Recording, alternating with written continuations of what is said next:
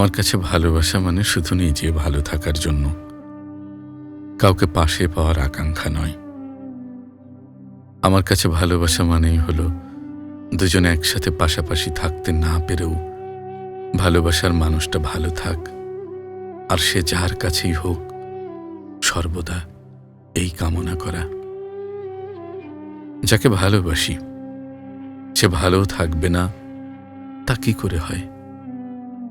ভালোবাসলেই যে মানুষটাকে ছুতে হবে, পাশাপাশি থাকতে হবে, চোখের সামনে তাকে ঘুরঘুর ঘুরঘুর করতে হবে তা কিন্তু নয়। ভালোবাসার মানুষটার অস্তিত্ব ধারণ করার ক্ষমতা যার না আছে সে কখনো ভালোবাসতে পারে না। আর তাই যারা সত্যিই কাউকে ভালোবাসে তারা ভালোবাসার মানুষটার মৃত্যুর পরেও তার অস্তিত্ব ধারণ করে বেঁচে থাকে।